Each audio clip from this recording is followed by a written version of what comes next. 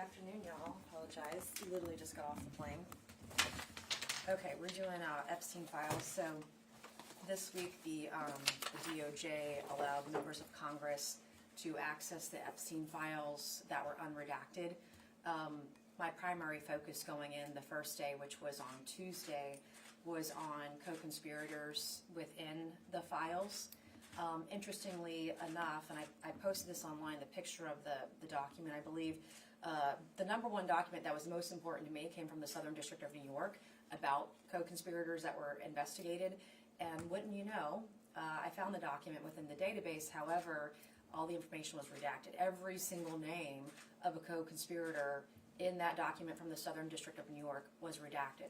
So it didn't even matter that I was in the DOJ or that I was on their computers and sifting through files. The one document, my numero uno, number one document that I wanted to review, I couldn't review because it was redacted.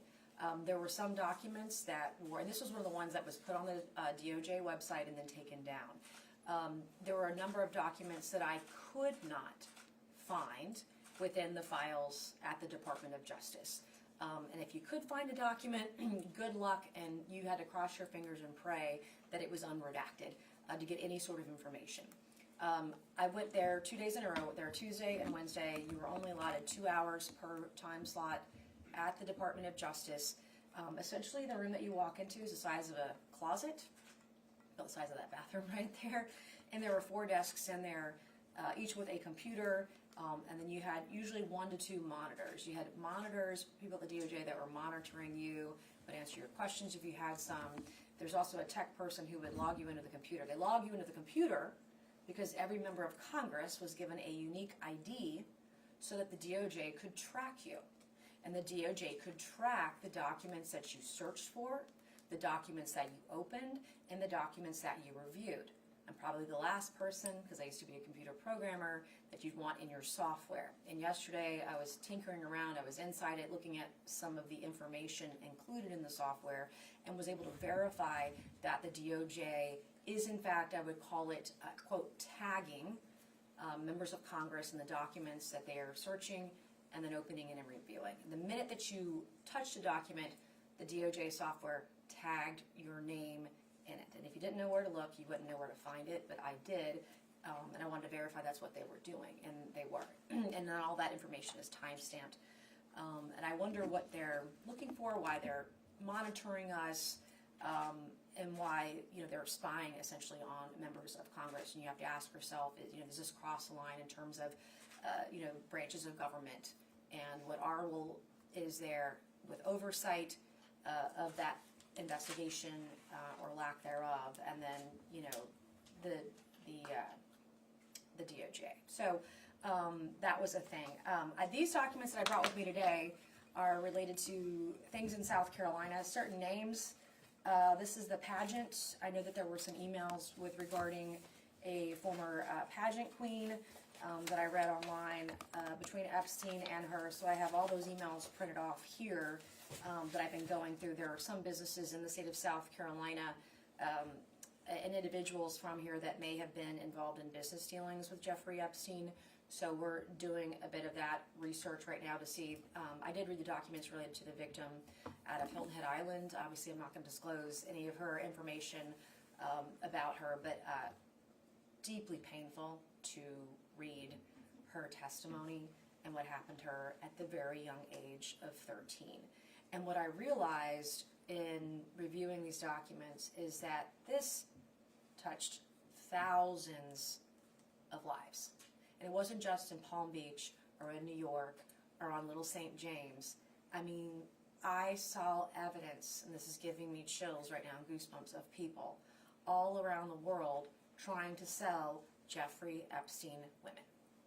And I saw a series, and so there shouldn't be a surprise, I suppose. We're talking about a billionaire with a lot of billionaire friends, so we shouldn't be surprised that it reached into South Carolina. It probably reached into every state in the United States, whether it was business or fraud or sex trafficking, prostitution, you name it.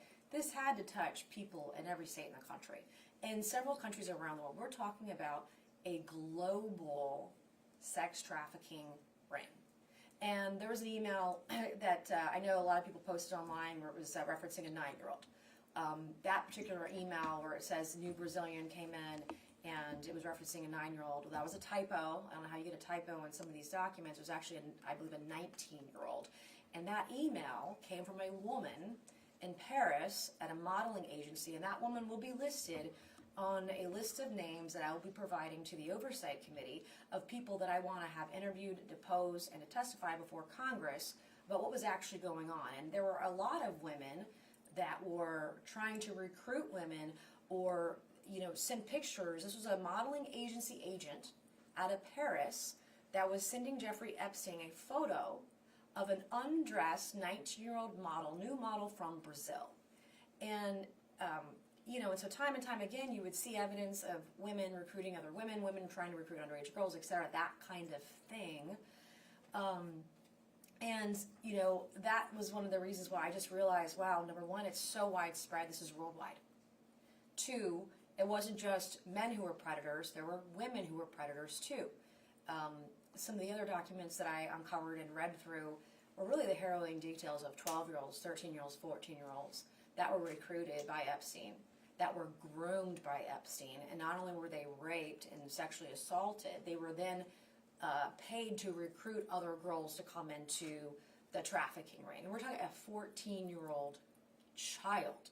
There were parents that allegedly would travel with their underage daughter to places like New York, to places like Palm Beach, to lend out their teenage daughter to Jeffrey Epstein and his business partners.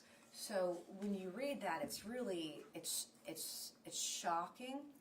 I read this morning in some of these files that were printed out. I have a huge stack of files. I couldn't even bring all of them with me to South Carolina today because there was just too many that I had printed off that I want to research, and then I'm going back to the DOJ to spend more time there. I'm probably the last person that should have been given access to the Epstein files, because if there's one person who can get to the bottom of this, it will be me. If I spend the next 10 months doing this, that's what I'm going to do. But there was an event with several Hollywood celebrities that the Epstein group was trying to rent out a venue to do a movie showing with these Hollywood celebrities long after he was convicted and served time in prison for being a pedophile.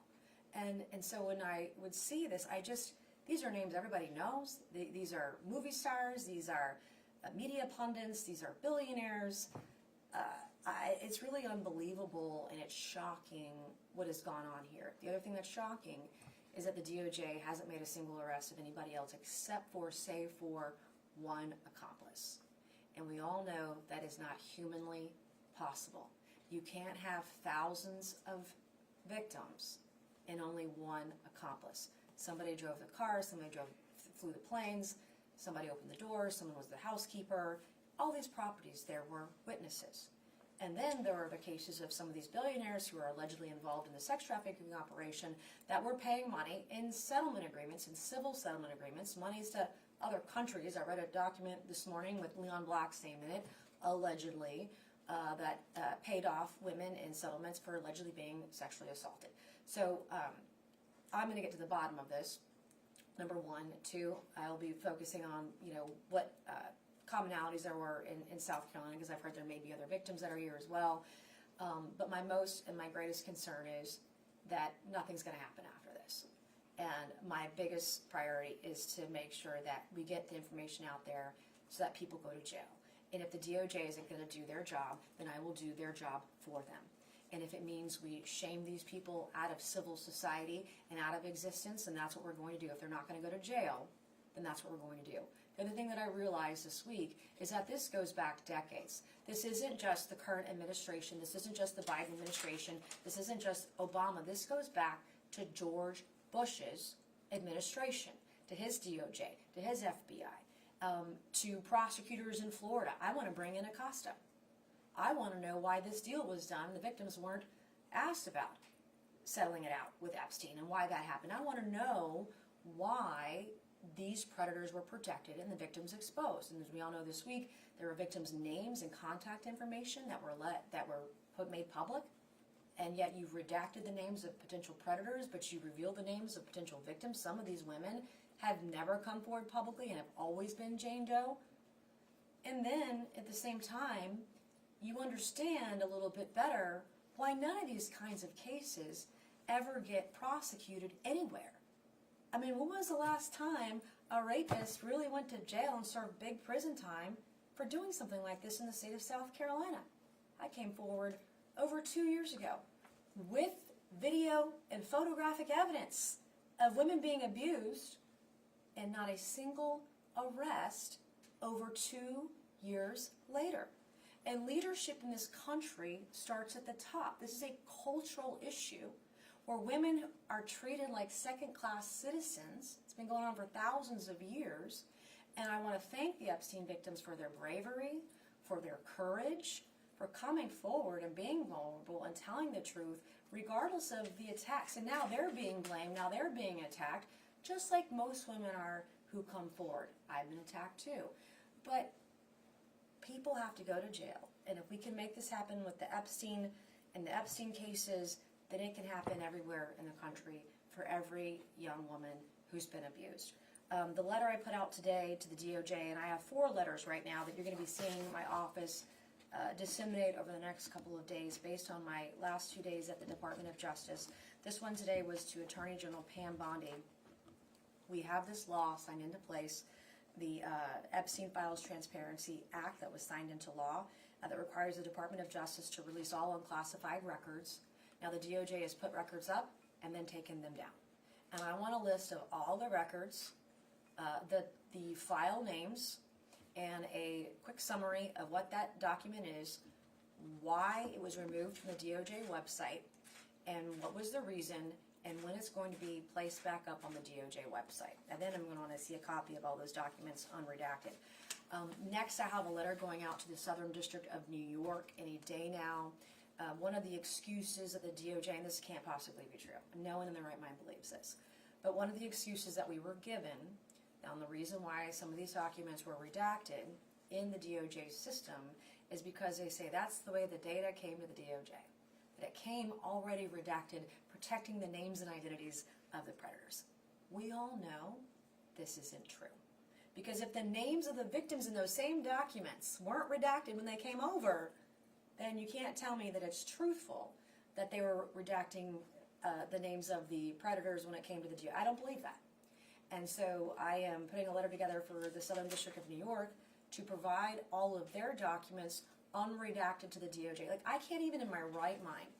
We're literally the Department of Justice for the United States of America, and you can't even get unredacted documents related to this investigation and the grand jury in New York. Nobody believes that. And I've got another letter that'll be going out in a couple days to the CIA. So the CIA allegedly is in possession of certain documents related to Jeffrey Epstein. I want to see those documents, and I want to see them unredacted.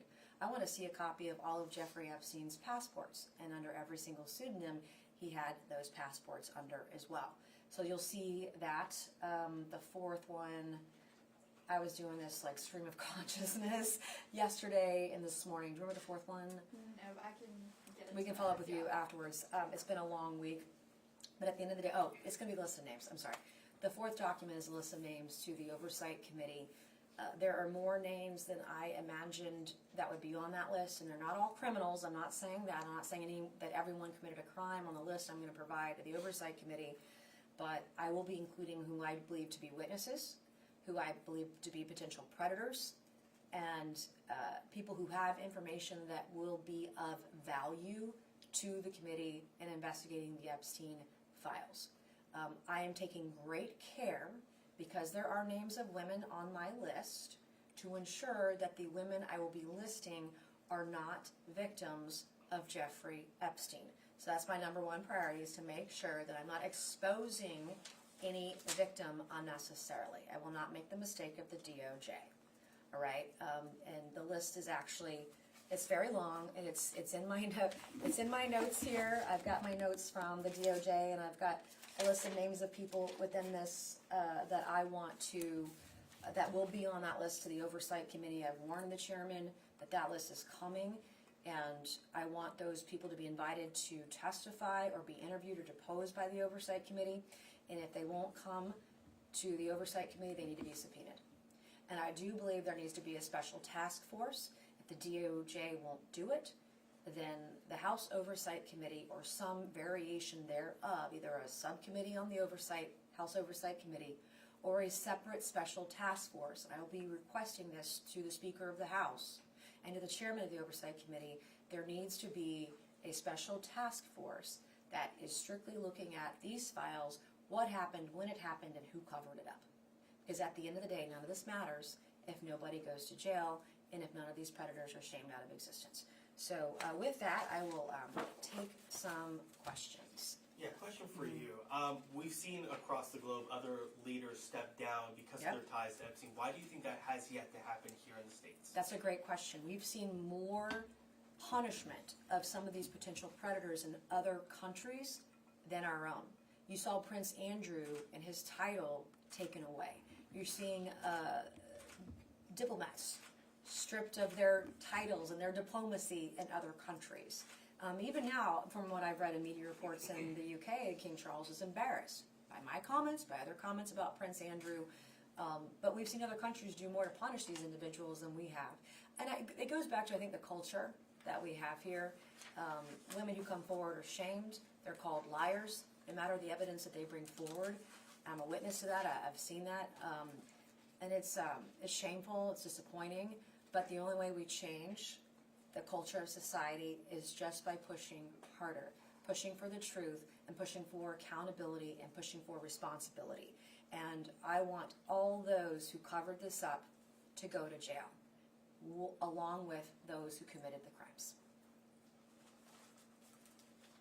What's your reaction to how Attorney General Bondi, I guess, performed in front of that hearing the other day? When she was asked a tough question, she discussed the Dow and how high the stock market was doing. It's shameful. And the other thing I saw in photos, I'm not on Judiciary, so I wasn't in the hearing, but in the Judiciary Committee, she had her folder open, and you saw an image of a search history of a member of Congress in the software, in the database. Why is the DOJ, why is the Attorney General carrying around a folder of the search histories of members of Congress who only simply want the truth? And she should answer for that. And I think she should come before the Oversight Committee, because I have a lot of tough questions for her. Are there any names on the list that you can reveal? Well, Bill Gates is going to be on there. I've talked about him. Leon Black is another one who's been mentioned in the press. Again, when it comes to some of the female individuals, I want to make sure that I'm not revealing the names. We have vetted the list of females one time. I found more names, so we're going to be vetting of those names. The magician, whom everybody knows, is going to be on the list. Jeff Staley is another one who's going to be on the list. So some of these names you're going to recognize, but then there are others who worked in the houses, who clearly witnessed things, that I'm going to ask to come forward and answer questions. And have you seen anybody in the, I guess what I'm getting at here with your list, are any of them, Republican allies of the president, or are they all There'll be a mix of Republicans allies, and Democrats. But I'm going to be equal opportunity about the names. I'm not going to be. Sure. I'm not going to be filtering it for political affiliation. Okay. You noted in holding up some of these files that you've brought with you today that you have seen South Carolina connections. Based on the materials that you've reviewed, do you see any potential South Carolina co-conspirators? I don't. Not in the co-conspirator side. Now, I haven't read all of the pageant emails to know if that individual was involved in any of that, but I have not. What I have seen is, I think, some records related to a Ponzi scheme, some records related to individuals that worked on, he has a yacht club sort of thing, and some of the construction down there, but I haven't seen anything regarding any co-conspirators. Some of the victims in the room with Pam Bondi said that they were feeling dehumanized by their treatment there. I want to get your thoughts on that. Well, I mean, they've gone to the FBI, they've gone to the DOJ, and it fell on deaf ears. So to say to them, you can come and talk to us anytime, when they've been denied that up until this point, it's, and they've been denied it, it's not just Pam Bondi. I mean, this is Merrick Garland. This is Joe Biden. This is Barack Obama. This is George Bush. This is everyone under their leadership as well that turned a blind eye to all of this. This is Alex Acosta in Florida. What was going on in Florida? And why weren't the co-conspirators charged in Florida at the very least? If you can't get it federally, then what can we do at the state level, right? And that didn't happen in New York, didn't happen in Florida, or in the BVIs either. So there are a lot of people that have to answer for this. But this has been going on for 20 plus years. Have any potential Epstein victims reached out to you, particularly any with South Carolina ties? Not anyone in South Carolina, but I met with victims this week. The family of Virginia Guffey Roberts was in my office a few days ago. I have met with victims a couple times, both in person and virtually over Zoom, and I've listened to their stories, and it's sad. President Trump's name does come up quite a bit in these documents. There are also other names that have come up. Based on Attorney General Pam Bondi's responses yesterday when she was questioned by your fellow House members, and this volume of names, are you satisfied that victims will be brought to justice, and do you have any concerns about this DOJ shielding powerful men even up to the White House? Well, Donald Trump, number one, is exonerated in the files. Number two, these women will never get justice. Like so many women around the country who come forward, they will never get justice. I have lost all faith personally in the justice system. So the best thing we can do is expose what happened, expose who did it, and hope that they get shamed out of civil society, that they lose board seats, that they lose business, that they lose some of the successes that they have had, and are so embarrassed they just walk away. That's the best thing. Now, if someone goes to jail, I would be shocked. But again, like, I look at all these cases, and again, I think that, I had someone talk to me on the way over here about a murder case in Berkeley County. Young guy was in a wheelchair, was murdered, stabbed 14 times in the back in a wheelchair in 2017. And the state paraded that his murderer was going to be prosecuted. It's 2025. And the murderer is walking free, is not in jail, is not in a mental health hospital. And there was never a trial, no prosecution, nothing in going on almost 10 years, starting 9 years, right? So I have learned a lot through the process of working with the Epstein victims, and then now I'm dealing with cases all across the state of South Carolina. Scott Spivey's case, there's a hearing coming up about that, shot in the back, chased 9 miles down the road aggressively, and killed, and there's no murder investigation and no trial. Are you kidding me? We had a case of Skip Hoagland down in Beaufort County who was thrown in jail for showing up at an event exercising his First Amendment right. He was going to be thrown in jail for 15 days. I tweeted about it. They let him out within 2 hours. We've got murder victims. Logan Federico's father has been here, and I've met with him. Murder victims, families of murder victims, sexual assault victims, parents. The family court system in South Carolina is so screwed up. Moms and dads not getting a fair shake.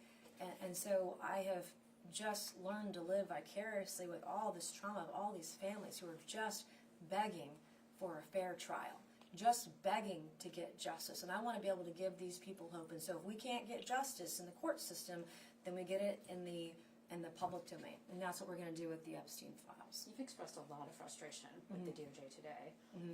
At what point do you think Pam Bondi should be reconsidered, or maybe consider stepping down? Would you ever push for her to not? Are you suggesting that she's unfit to hold the job right now? I'm not suggesting she's unfit. I'm suggesting we need to put people in jail. And it's not just the Epstein files. I mean, again, this has been going on for over 20 years, so it is not solely her fault or fall on her shoulders. There's a lot of media attention on it right now, and I do feel for her in that regard. But at the same time, now we have all this information. Now it's this time to act. We need to act. But people have to go to jail for committing crimes. And if they walk free, then again, it just trickles on down. Then, you never ask someone to do something you yourself would never be able to do. And if people aren't going to jail for being a pedophile, then gosh, well, if they got away with it, then we don't have to prosecute it either. It just makes life easier. And for example, in the state of South Carolina, there's a bill that just passed at the State House that would increase the mandatory minimums for child pornography and child pedophilia and sexual exploitation of a minor, etc. But none of that matters. That might make you feel good, but it doesn't matter if you're not prosecuting these people. And in the state of South Carolina, they do like a lot of places do, where they just plead everything down to one charge, and then hope nobody looks. And they may or may not go on the sex offender registry. If they plead to assault, simple assault rather than a child sexual exploitation of a minor, they never see the sexual offender registry, but it's pled down, and then nobody goes to jail. Donald Gresh, facing 6 years, spent 1 day in jail. Travis Reed Gay was facing 70 years, spent a couple hours in jail. I mean, that's just, again, the feds need to do it and set the example and set the tone for the rest of the country, and that's what I want to see happen, because I want people who are bad and break the law to go to jail. What are your thoughts on elected officials, public elected officials, who have yet to acknowledge anything about these files? Well, it's sad, but it's not surprising. People don't want to stick their neck out for victims, and that is tried and true most of the time. That's just how it is. And one of my biggest frustrations right now is politicizing the Epstein files. Trump didn't do anything wrong, and he was not exonerated by victims and exonerated in the files. But, you know, the left wants to just say his name and say Epstein, and my gosh, they can raise a bunch of money. But our focus needs to be on the victims, and the focus needs to be on getting the victims justice. Because if they can get just a little bit of justice in this, then that gives hope for every other woman who needs to come forward and tell her story to get justice of her own. And that's why, you know, this is so important to me personally. Is there any legislation that you would like to put forward? I know you have a portfolio. I have You a don't lot have of to. bills. You don't have to run through that. But are Yeah. you planning to push something forward that's new, that really has some teeth to it? I'll support Virginia's law that was revealed this week that takes away the expiration time or statute of limitations on trafficking victims. I have already put forth bills that would put a criminal right of action under Title 18 for voyeurism and other things. I have worked on civil torts within the federal jurisdiction that I have. You know, we have the Tighten Violence Against Women Act. I found out through my experiences and the experience of the Epstein victims that it really is really not a lot of teeth behind it. Victims are supposed to be treated with respect and dignity and anonymity. In my case, the judge in my case didn't allow the rape victims to move forward as Jane Doe. These are not public figures. These are women who are victimized, assaulted, brutalized, and now get harassed in the press because they came forward. And you're supposed to be allowed to move forward as a Jane Doe in the state of South Carolina and as federally. And the victims in the Epstein files were supposed to be protected, and they weren't. So, I mean, there's just so much interconnectivity that this is a disease that is infecting the nation. And we have to have strong leaders who are willing to put their neck out, put their name on the line, and fix it. And I don't do this with any animosity. I don't do this with any calculation. This is just moral clarity and the right thing to do. One more question as it relates to yesterday's hearing. There was also another moment when a member of Congress asked Pam Bondi to apologize to the victims who were in the room. You yourself have spoken about your experiences as a victim. What did you make of her non-answer? Was that the one where why was it in the hearing? Was that the one where she talked about the stock market, or was that a different one? What was her response? I can't recall her exact responses. It was a rather long hearing, but the long story short is she did not apologize to these victims when she was given the opportunity to do so. Well, Merrick Garland didn't either. No president has. No prosecutor has. No solicitor has. No one has apologized to these women. It's disgusting. Does All anyone right. have one last question? One last question, and we're good.